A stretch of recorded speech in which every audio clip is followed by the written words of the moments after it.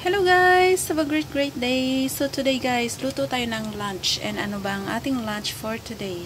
So, may prito tayong isda. Pritong isda.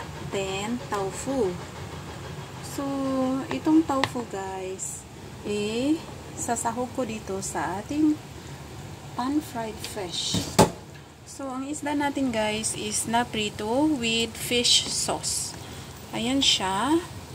So, add natin dito ang ating tofu. Ito siyang ating lunch.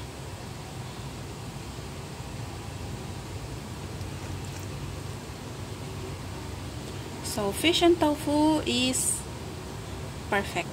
Diba? Hindi na kailangan natin ng rice kasi nga ang tofu is pwede na siya. Yan na ang ating rice for today. Pero if gusto ninyo, pwede na rin magkaroon ng rice. Kasi isda ang ating ulam.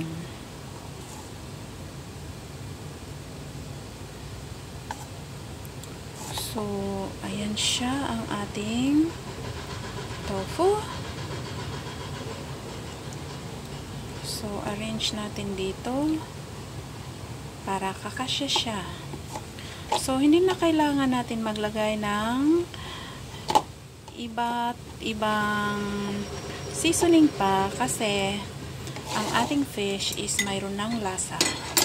So, simply add a little bit fish sauce sa tofu.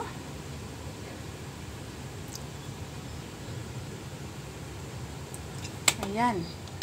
And let it boil. Cover it and let it boil. So, let's wait for a few minutes, guys. Low fire siya. So, in a while, ready na yan to serve. So, ayun na siya, guys. Kumukulo na ang ating tofu and fish. Tofu and fish. So, ready na siyang haunin. So, patayin natin siya. And, haunin na natin. So, let's serve it hot. Ito yung ating isda.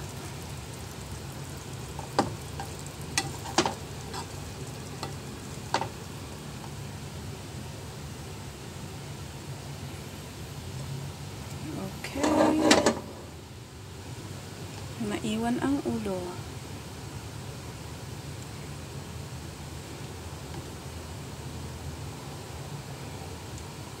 Then, ang ating tofu.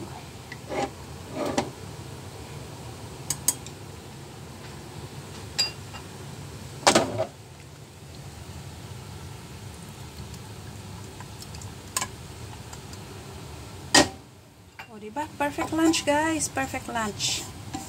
So, if you like rice, you can add some rice. Masarap ito siya, guys, sa mainit na kanin. So, paano nga ba iprito yung isda? Simple lang, guys. Gaya lang ng normal na ginagawa natin, mag-fry ng fish in ginger. Then, after mag-fry, lagyan lang, mag-add ng fish sauce. Then, tap your coriander leaves and spring onion. Then, in separate wok, ilagay niyo yung isda and add the tofu. And there, ready na. So, ganyan lang kabilis, guys. So, ganyan lang kabilis magluto, guys, ng fish in tofu. Yummy, guys. Super.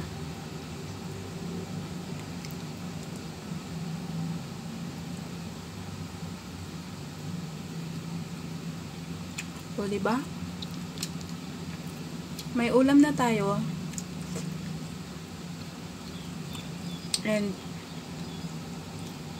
may tofu na. Sa isang lutuan lang.